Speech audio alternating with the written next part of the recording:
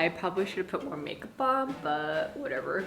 Cause you guys, everyone watches this for the content. Okay, Amy's definitely both. What's one thing you're glad you did in your 20s?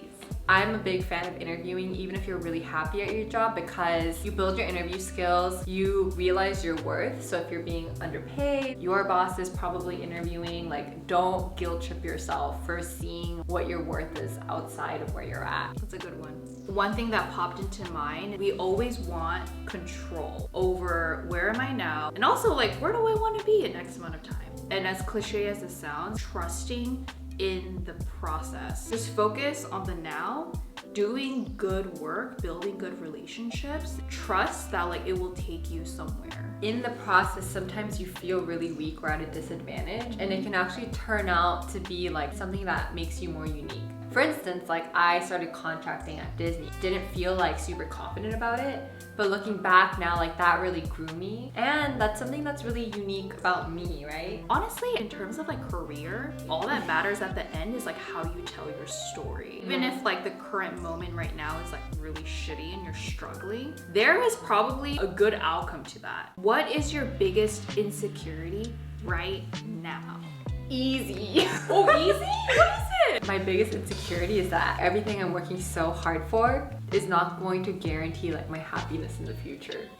It's like, oh, I've been working all these years to get to this point in life, but what if you get there and you're like, this isn't even what I fucking wanted? We always talk about that. What is it called? Hedonic treadmill. Yes, that. So like, I try to just evaluate like my days, like am I happy today? But yeah, it's scary because like we can't predict the future. So that's probably my insecurity. I think I definitely resonate with yours, Amy. I think for me too is, let's say I end up in my, I don't know, 40s and I'm like, am I gonna end up alone? I don't think necessarily only in like a romantic sense. Oh, am I gonna live a life devoid of love?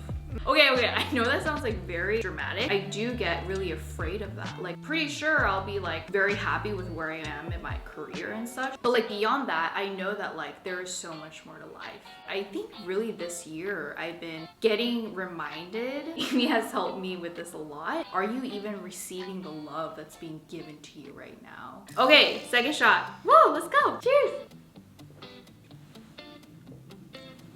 What are you most afraid about reaching your 20s? 30s, bro. 26. The tequila shot really got to me. What is the most intimidating thing about turning 30? Just the prospect of having a family, like having kids, like really scares me because it's just so out of my control. But right now, like I'm in a spot where I have more control than not about the things that I'm doing. Like having more people in my life where I'm afraid to lose them, or you just don't know how your future's gonna pan out. I guess as a control freak, that kind of scares me. I think for me, it's two-pronged. What if I'm not the kind of person, or I'm not at a place in my life that I've always envisioned myself to be in my 30s? Career-wise, achievement-wise, relationship-wise, family-wise, whatever. So I think that's one. I think the other one is Two-pronged turned to one. Did you like my first answer then? Yeah. Okay. I just cut out the two prongs. What are some uncomfortable or even boring things you've done for yourself that's actually really benefited you in your 20s? I think just like finding a guy or gal for everything. So for example, having a tax guy. Jenny's or kind of guy. I was like, where is this going? Do you know what I mean? Just like random adult shit that you can deal with. For me, dedicating time to things outside of work consistently. So like Jenny knows, but I've been taking like a freaking GMAT class after work. I don't know if I want to go back to school, I'm just doing it. But like studying for 3 hours after work and then doing homework on the weekends, dedicating that time initially is very hard, but like you learn a lot through it. Should we finish? Yeah, let's finish your drink. Okay. Cheers. What's something you would tell your 20-year-old self? I would tell my 20-year-old self, trust yourself. Trust that whatever decisions you're making right now is the best decision for you. Trust that whatever you're feeling is like your intuition guiding you. You really care about the things that you really care about. So whatever choice that you're making, full-heartedly have faith that it's gonna turn out all right. I spoke earlier about experiencing things that have made me more of an advocate for myself, and I think that that came a little bit later than I wish it would have. And it's because I didn't trust my own feelings and what my gut was telling me. So just be like my own friend and my own ally. Be actually very similar with Amy's, with a little bit of a different perspective, where I would say, in addition to trusting yourself, listen to yourself. There are so many things where like people, the world, culture tells you your life is supposed to be a certain way. This is what success means. But that might not be true for you. You might be objectively doing very well for yourself, but maybe your heart or your soul is not aligned with that. What the tiny voice in our head or our hearts say should be an active voice at the table. And at the end of the day, it's your fucking life. You don't want to live your life dictated by anybody else. I'm feeling very like...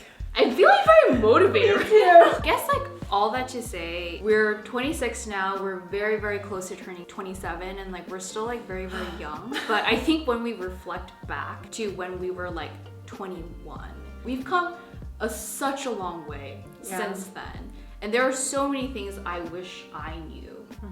I feel like we're really lucky, and like our audience is so great. Like older, or even if you're younger, you're the same age. Like I just have so much empathy and belief in like a lot of the people who are joining us in our journey, because I think like we all care about where we're headed. I would say like we definitely have our set of privileges. We're able to go to college, able to go to UCLA. We were able to work at certain companies, and being in those situations gives you access to certain information and resources. But this is what we want to achieve in this channel. How do we share these resources and mindsets that other people don't have access to? I'm really happy that people watch us, and I'm also really happy we can digest our learnings together and share it out. Yeah, I guess those are our drunk questions. Like we're pretty lit right now. Thanks for watching, guys.